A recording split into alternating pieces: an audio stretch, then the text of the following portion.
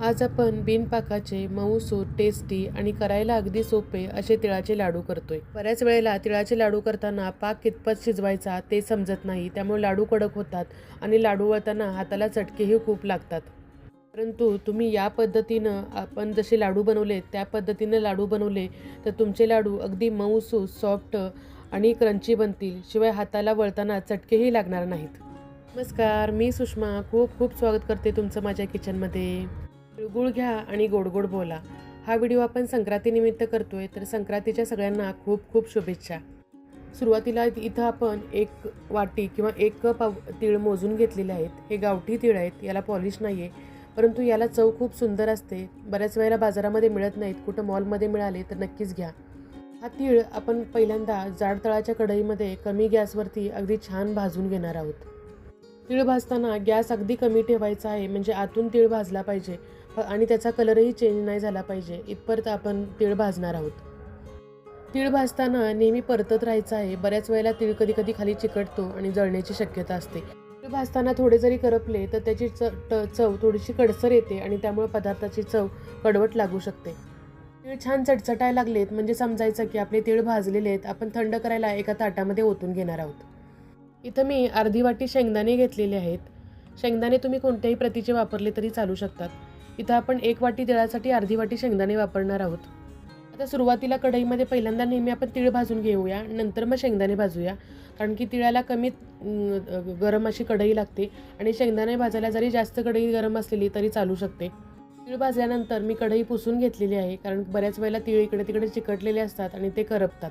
शेंगदाणे छान खरपूस भाजून घेतल्यानंतर आपण एका टॉवेलवरती काढून घेणार आहोत आणि त्याची सालं काढण्यासाठी असं चोळून घेणार आहोत. फक्त थोडे शेंगदाणे थंड होऊन द्यायचे आहेत आणि थोडंसं असं आपटून घेतलं की लगेच शेंगदाण्याची पूर्ण सालं निघतात आणि शेंगदाणे फुटतात. म्हणजे शेंगदाण्याच्या मध्ये जे नाक असतं ते कडवट लागतं, त्यामुळे अशा पदार्थामध्ये ते शेंगदाण्याची मधली नाकं घ्यायची नाहीत. ती जाडून आपण जसं पाकडून घ्यायचं आणि त्यातली ती नाकंसुद्धा काढून टाकायची, फोलकटही काढून टाकायची आहेत. शेंगदाण्याची छान फोलकट आपण काढून घेतलेली आहे. तर आता मिक्सरच्या भांड्यामध्ये सुरुवातीला हे शेंगदाणे आपण मिक्सरमध्ये फिरवून घेणार आहोत. सुरुवातीला वाटताना खूप जास्त बारीक वाटायचं नाही, फक्त सुरुवातीला जाडसरच आपण वाटून घेणार आहोत. जाडसरच शेंगदाणे वाटून झाल्यानंतर आपण जे तीळ घेतले होते भाजले होते ते थंड केल्यानंतरच आपण यामध्ये घालणार आहोत. थंड तिळाला तेल जास्त सुटत नाही. आता आपण हे मिक्सरला तीळ आणि शेंगदाणे फिरवून घेणार आहोत. ते पाहू शकताय तिळाचे गठ्ठे झालेले आहेत वाटताना, म्हणजे त्याला तेल सुटलेलं आहे छान. तर यामध्ये आपण आता गूळ घालणार आहोत. पण गूळ कशा पद्धतीने घालणार आहोत? सुरुवातीला असा आपण गूळ चिरून घ्यायचा आहे. या पद्धतीने लाडू करताना तुम्ही साधा गूळ वापरायचा आहे. हा मी सेंद्रिय गूळ वापरलेला आहे, त्यामुळे याचा थोडासा ब्राउनिश रंग जास्त आहे. चिक्की गूळ यासाठी वापरू नये, चिक्की गुळानं कडक होतात खूप लाडू. यासाठी साधा गूळ वापरायचा आहे आणि तो छान चिरून घ्यायचा आहे. आणि इथं मी बरोबर 1 वाटी गूळ वापरलेला आहे. तुम्ही कमी गोड खात असाल तर कमी गूळ वापरला तरी चालू शकतो. यामध्ये जास्त गुळाची घालायची गरज नाही आहे, कारण याला प्रमाण जास्त महत्त्वाचं नाही आहे, कारण यामध्ये आपण पाक करणार नाही आहे. हे सगळं मिश्रण आपण मिक्स करून घेतलेलं आहे आणि थोडं थोडं गूळ आणि शेंगदाणे आणि तिळाचं मिश्रण आपण मिक्सरमध्ये फिरवून घेणार आहोत. आता हे मिश्रण गुळाबरोबर एकत्र फिरवल्यामुळं तिळाला आपोआप तेल सुटत जातं आणि त्याचा लाडू वळण्यासाठी छान त्याचं मिश्रण तयार होतं. फक्त एवढंच करायचं की गूळ आणि हे मिश्रण असतं हे थोडं थोडं करून मिक्सरमध्ये फिरवायचं. एकदम घातलं तर व्यवस्थित गूळ मिक्स होणार नाही. यासाठी थोडं थोडं मिश्रण घालून आपण त्याची व्यवस्थित मिक्सचर तयार करणार आहोत. आता तुम्ही यामध्ये शेंगदाण्याचे जे ड्रायफ्रूट्स घालू शकता किंवा मखाने भाजून त्याची पूड करून घालू शकता.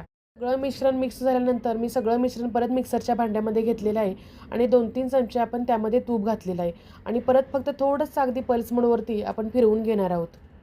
आता छान असं मिक्सचर आपलं तयार झाले लाडू वळण्यासाठी. यामध्ये कोणताही पाक करण्याची गरज लागत नाहीत. याच पद्धतीनं तुम्ही लाडू छान असे वळले जातात. अजिबात वरून तुम्हाला दूध, पाणी, तूप काहीही घालायची गरज लागत नाही. छान असे याचे लाडू वळता येतात आणि हे लाडू वळताना तुम्हाला हाताला तर चटके बसायचा प्रश्नच येत नाही. अगदी झटपट हे लाडू तयार होतात. अगदी 15-20 मिनटामध्ये हे लाडू मी तयार केले आहेत. आता इथं आपण सगळे लाडू वळून घेणार आहेत आणि मी जे मगाशी तीळ भाजून ठेवले होते त्यातले थोडेसे तीळ आपण एका ताटामध्ये काढून घेतलेले आहेत. लाडू वळायचा आहे आणि त्या तिळामध्ये घोळवायचा आहे, म्हणजे ते तीळही छान क्रंची लागतात आणि आतला लाडू अगदी सॉफ्ट लागतो. खूप सुंदर हे लाडू लागतात. नक्की ट्राय करून पहा. सोपी रेसिपी आहे अगदी. एक निवेदन करते, माझ्या चॅनलवरती नवीन असाल तर चॅनलला नक्कीच सबस्क्राईब करा आणि बेल आयकॉनला क्लिक करा, म्हणजे असेच नवीन नाविन्यपूर्ण आणि पारंपरिक पदार्थ तुम्हाला पाहता येतील. इथं पाहू शकताय किती अगदी सोप्या पद्धतीनं आपण हे लाडू वळायला येत आहेत. अजिबात कठीण लागत नाही किंवा भाजत नाही हाताला.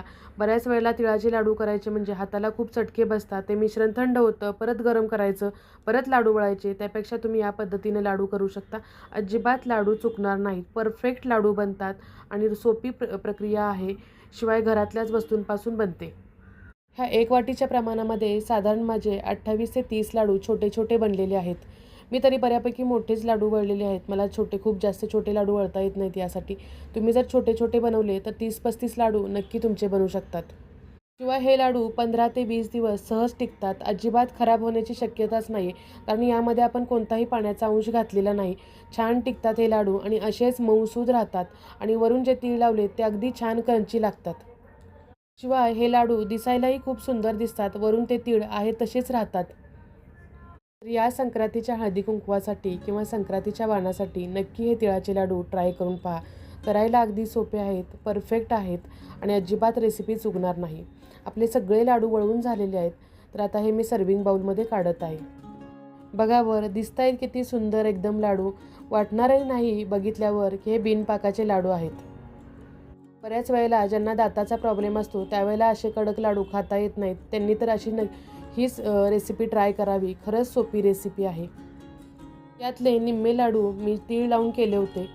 वरून तीळ लावून ठेवले होते आणि निम्मे लाडू मी बिनतिळाचे केले होते कारण की माझ्या मुलीला तीळ लावलेले वर तीळ लावलेले लाडू ती खात नाही. यासाठी मी फक्त चकचकीत असे बिनतिळाचे लाडू तिच्यासाठी ठेवलेले आहेत.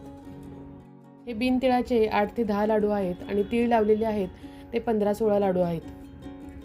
काय बघ, माझी तर संक्रांतीची तयारी झाली. तुम्ही कधी करताय तुमच्या संक्रांतीची तयारी?